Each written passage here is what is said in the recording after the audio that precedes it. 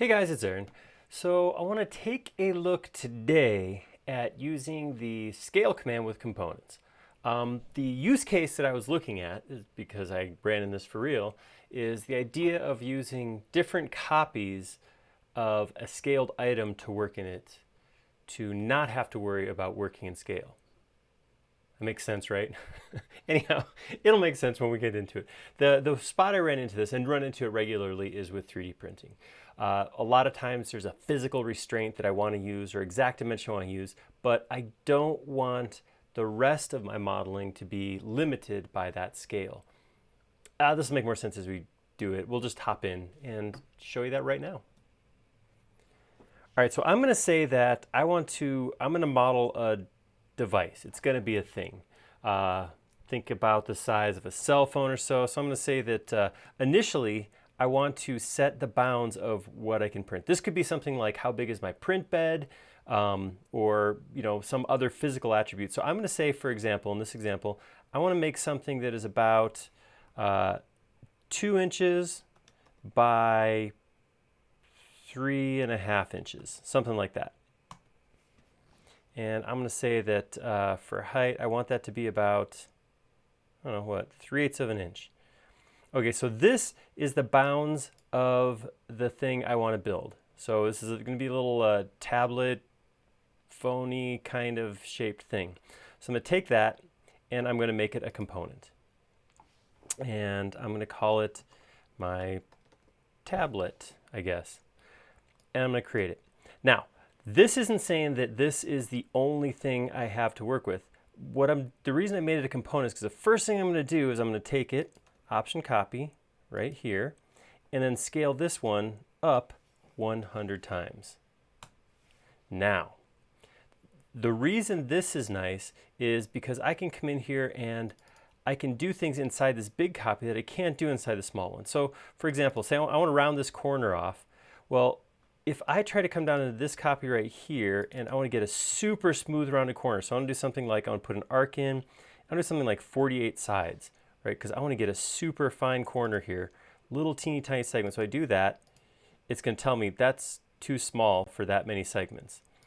Remember, SketchUp was created to be an architectural modeling tool, so sub-millimeter dimensions it has a hard time with. It can show them, it can work with them, but it has a hard time creating them. So by making a scale model up here of 100, I can come in here with my arc, I'll say 48 sides again, and I can draw that corner like that. No problem. So now if I look at my hidden geometry, I'll look at all those sides. That's so beautiful because it looks, look how nice and smooth that is. That's awesome. So the cool thing is that my small version, because it's a component, has that exact same geometry. So this is nice because now I know the constraints that I'm working in, but I don't have to be limited. So when I come in here to do something like an offset, I can go, I don't have to worry like where exactly, I can just offset, well, I think I want it right about there. And I'm gonna offset again, maybe right there. And I can work through that and get the geometry I think looks nice without having to worry about exact dimensions or running into any small face limitations. All right, so let's say hypothetically I went through and I did all that and I modeled a bunch of stuff. And okay, so here it is. Here's my example. This is the same thing. So started with my tiny version, scaled it up, and I got all the things in there without having to worry about dimension, just kind of made everything look the way I wanted to. Now I got to worry about some real world attributes. One thing, so I want to lay a piece of plexiglass into this. I have a piece of 1/8 inch plexi that I would like to just slot right in here. So I want to push this down exactly 1/8 of an inch. Well, I don't want to do it in this one, of course. I'd want to hop down to my small version to do that. The other thing I want to do is I want to make this backside look like it's removable, or maybe it really is removable. Depends if I'm making like a prop thing or what, but I want to put holes in here that I can tap and put real screws in. So this is not something I want to do at large scale. This is something I want to do at actual scale. So those are my two things. So what I did right here, just so you know, I created a simple component. This component is literally a circle with an X in the middle of it, and I put that where I think I want my screws. I don't know what size I want. I don't know. This circle is kind of arbitrary, but the middle of that is put at the corner of these arcs. So this is the location. So this is the same component in each place, but the size isn't right, but they're in the right location. So now, to get those exact dimensions in, I'm going to step away from my big version and come down to my small version. When I click into here, now there's certain stuff I wouldn't want to do. I don't want to go in and mess with my nice, I'm going to turn hidden geometry on real quick so you can see. Look at all that teeny tiny geometry. I don't want to mess with any of that because I don't want to mess it up. I like it. But big stuff like pushing this down for 1/8 of an inch material, I can just come in here and say push pull and push it down 1/8 inch, enter. Whoa. So it turns out at scale, an 1/8 inch, that's pretty big. So maybe what I would have to do is actually go like a 1/16 inch. Otherwise I'm like halfway through my device. So that's good to know. And I would have known that if I couldn't work at scale. Here's the other piece that's really cool, is I actually have somewhere over here, oh, there it is. I actually have a little screw. So this is a screw that I have physically. I actually have this screw, and I want to, the places that I saw those little marks on the back, so these little spots right here, each of these spots, I actually want to have a hole in my 3D print that I can tap to put these screws into. So what I'm going to do is I'm going to bring this screw, I'm going to grab it, and we'll just slide it over here next to our scale device. And our big one is sitting back here in the background. I could delete it if I wanted to. It doesn't really hurt anything. It's just kind of sit in the back.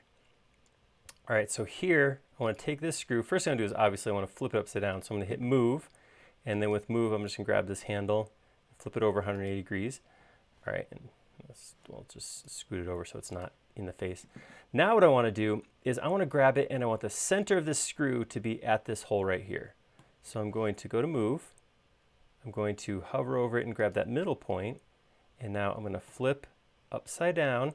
You'll see as soon as I flip upside down, look what happens. It turns, because the point I'm snapping to is underneath, so it turns translucent, so I can real easily come over here and just snap to the middle of that point. All right, now I can see, here's what the screw is, here's what the screw size will look like, and I can make some decisions about this hole I want to put in here. Well, I'm going to say that for this, what I want to do is, I want to make this the size of the hole. I want it to be small enough that I can tap it, and I'm 3D printing, so it's actually going to, the material is going to crowd in a little bit on this, but this is the size of the hole I wanted to use. So I'm going to go ahead and go to Edit and copy that face. All right, now I can come inside this group and I can go select this component. I'm going to come into that component. I don't need this right now. I can say Edit, Paste in Place. That puts that circle right where it was relative to everything else in the model. Now, if I just get rid of these pieces, the side pieces, I know that this circle right here is the hole that I want to put in there. So what I can do is each of these components, I can actually, there's a couple ways I do this. Here's the easiest one I could think of. I'm going to come in here and I'm going to push it down. Just 1/8 of an inch is all that goes in there. And now I can grab these components and I can explode them. So when I've done that, I can just select that face,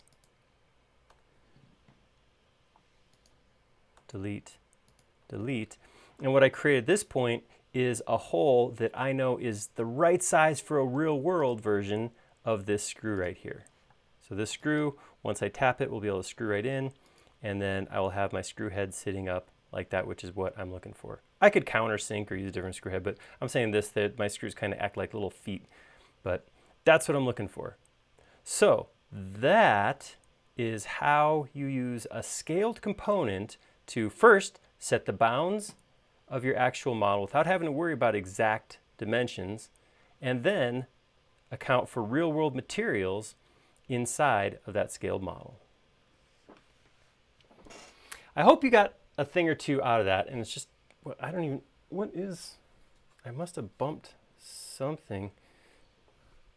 Just ignore that. I'll sit like this again. Sorry. Hopefully you got something out of that. There are some cool tips in there that I really liked, and I've kind of played with a little bit, the idea of going from, a 3D model where you have no bounds, you can build something that's a mile long, to scaling down to something that's accurate to the size you need to print. That's kind of a skill, and hopefully this video got a little bit of that skill into your toolkit. If you like that video, go ahead and like down below. And if you haven't already, please subscribe. We create several videos a week, and you'll be notified of those videos if you subscribe. Most importantly, though, please leave a comment. Most, if not all, of our content nowadays is coming from comments from viewers like you. We like making these videos a lot, but we like them even more when they're showing something you want to see. Thank you.